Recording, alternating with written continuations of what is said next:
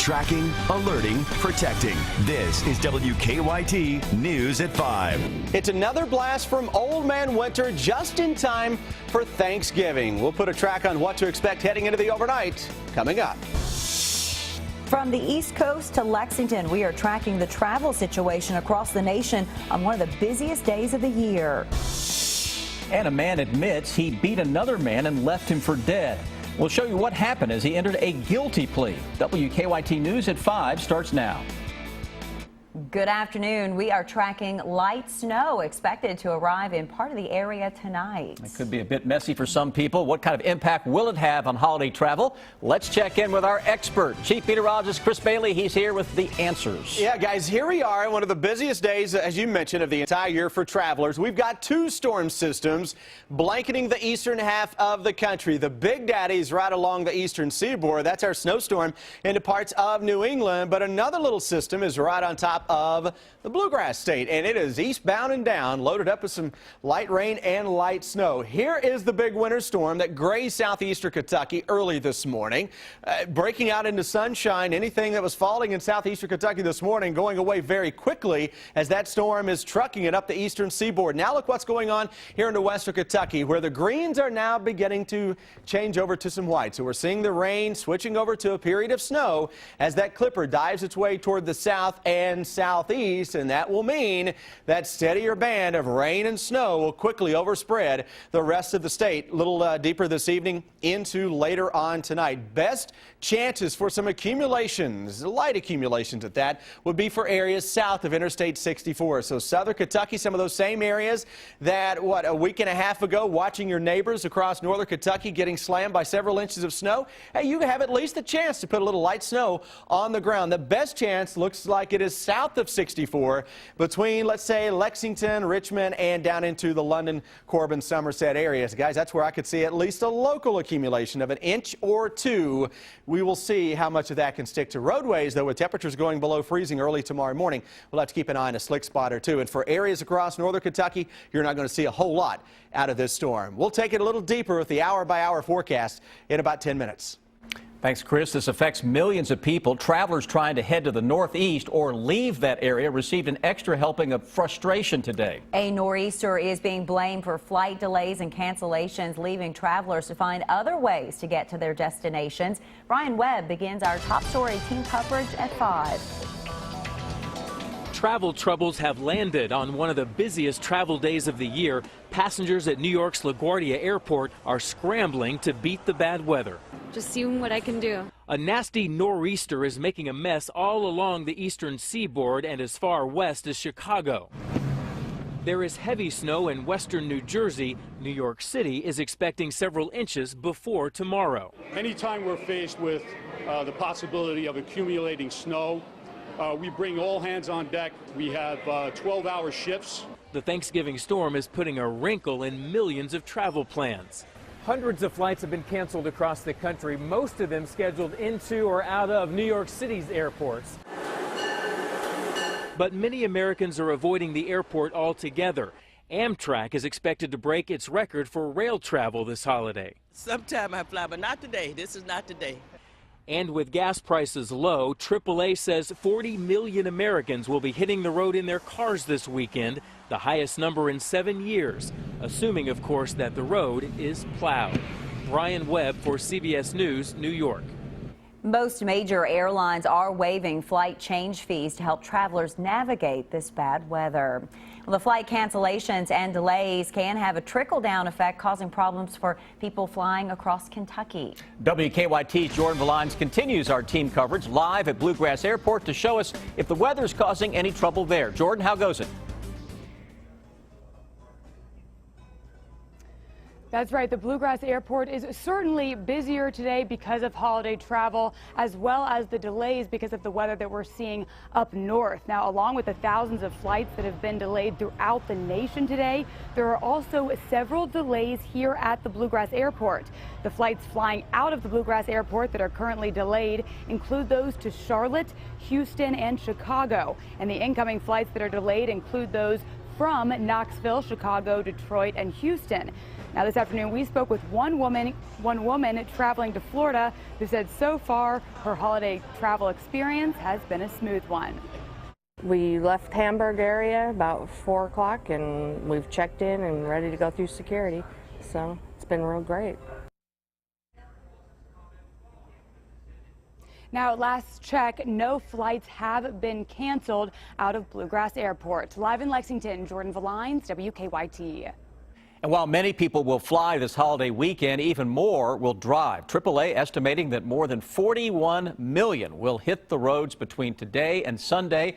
We're taking a live look now at Interstate 75 in Lexington. You're on the road right there with them, moving pretty well right now. If you are hitting the road, you'll save some on gas. The current state average for gas right now, unleaded, at $2.79 a gallon.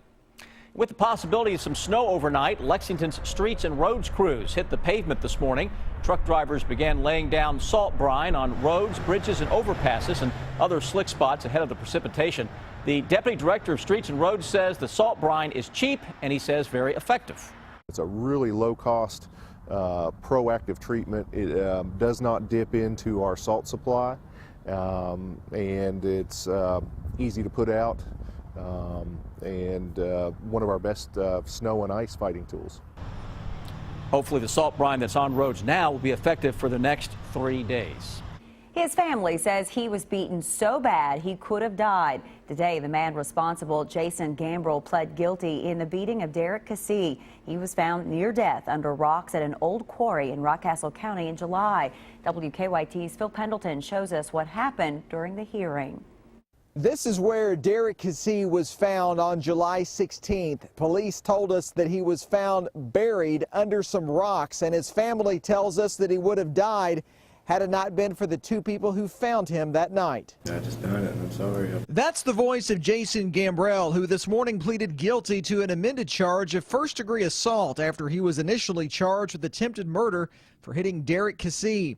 Police told us he was buried under some rocks and basically left for dead. What did you strike him in the head with? A rock. A rock. And then what happened? I'm not sure what happened after that. Not much really happened? I mean, I wasn't there. So he walked away, you walked away. What happened? I left. You left, and where was Mr. Kissee? Still there. Where is there? I wasn't there. In the cave. Kissee was taken to UK where he was treated for a week. He underwent rehab at Cardinal Hill and has required mental health treatment since. Gambrell told the judge the incident was over money and drugs. Drugs, they'll ruin you.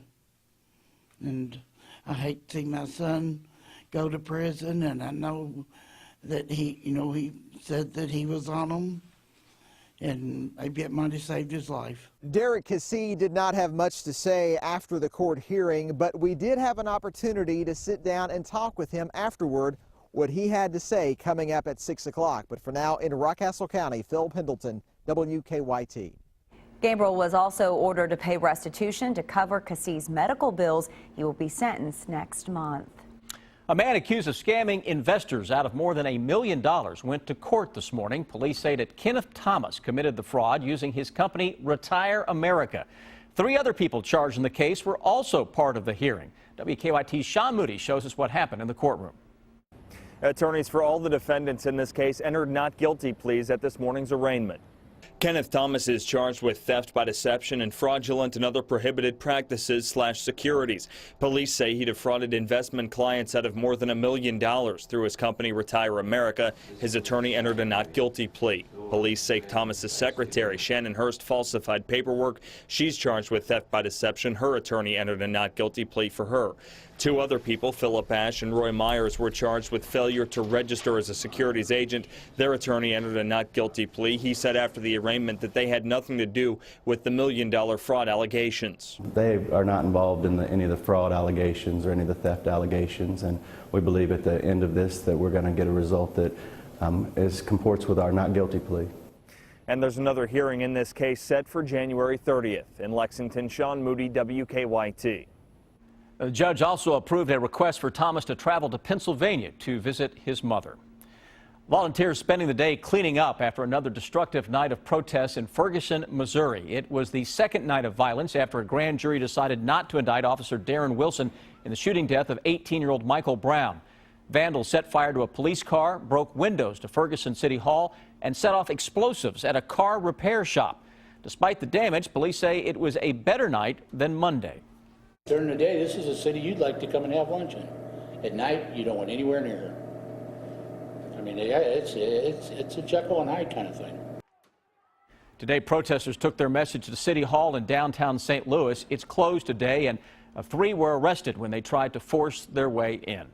While Fayette Mall will have special hours over the holiday, at least one store won't be open. The Connect store there will be closed Thursday and Friday. While Connect call centers will be closed on Thanksgiving, it will be open for normal hours Friday and Saturday. You can sign up for insurance anytime using the state's Connect website. And the Lexington Herald-Leader is helping shoppers get ahead of those holiday sales. You can pick up the Thanksgiving Day edition of the paper starting at 8 tonight. The newspapers will be sold in the Herald-Leader parking lot and in front of the Marshalls in Brandon Crossing. The paper will be stuffed with all those Black Friday ads. This is the way to get a jump on your savings, your sales, where to go. The papers cost $3 cash only. The government continues to put pressure on Takata to recall dangerous airbags. The action they took today. If you go shopping this Friday, will you really be saving as much as possible? We have a consumer alert in Better Living. And we are learning more about an arrest in a crash that left one person seriously injured. We have the new details on WKYT News at 5:30.